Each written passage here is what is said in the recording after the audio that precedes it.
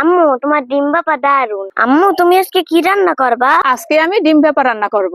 ডিম ভাপা আবার কিভাবে রান্না করবা? কিভাবে আজকে ডিম ভাপা করি সেটা আমার কাছে বসে তুমি দেখো। ডিম ভাপা করার লাগে আজকে আমি এই জায়গায় 4টে ডিম নিছি। ডিমগুলোর এখন একটা বলের মধ্যে ভেঙে নেব।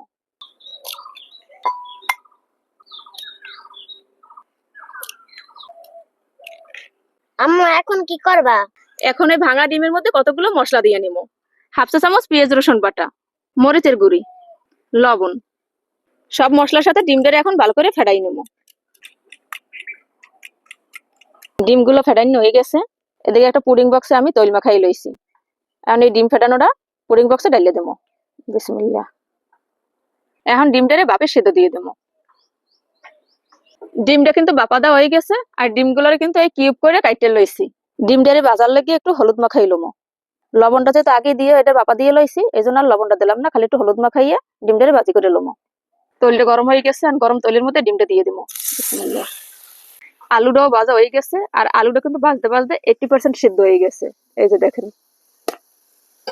দেখছেন আলুটা কিন্তু অনেক সিদ্ধ হয়ে গেছে। এখন আলুটাও তুলে ফেলাম। ডিম ভাপা রান্নার জন্য চুলায় কড়াই দিয়ে দিছি।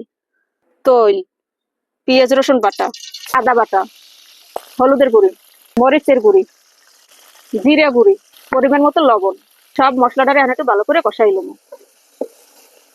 টমেটো কুচাই রাখছিলাম, এই টমেটোটা মশলার মধ্যে দিয়ে দেবো। টমেটোটা মশলা লাগে ভালো করে কষাই নেবো। মশলাটা ভালোভাবে কষানো হয়ে গেছে। ভাজিয়ে রাখা আলু আর ডিমটা এখন এই মশলার মধ্যে দিয়ে দেবো। মশলা লাগে আলু আর ডিমটা এখন ভালো করে কষাই নেবো।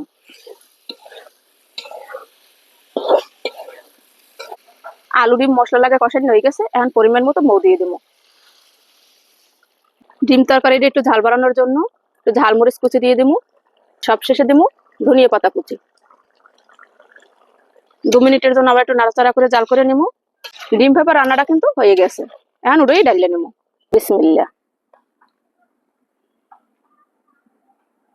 এই রান্নাটা কিন্তু আপনারা একবারের জন্য হইলেও খাইয়ে দেখবেন, তারপর কিন্তু অবশ্যই জানাইবেন যে এর স্বাদটা কেমন। আমার ডিম ভাপা হয়ে গেছে, আমি ডিম ভাপাইতে ভাত খাম।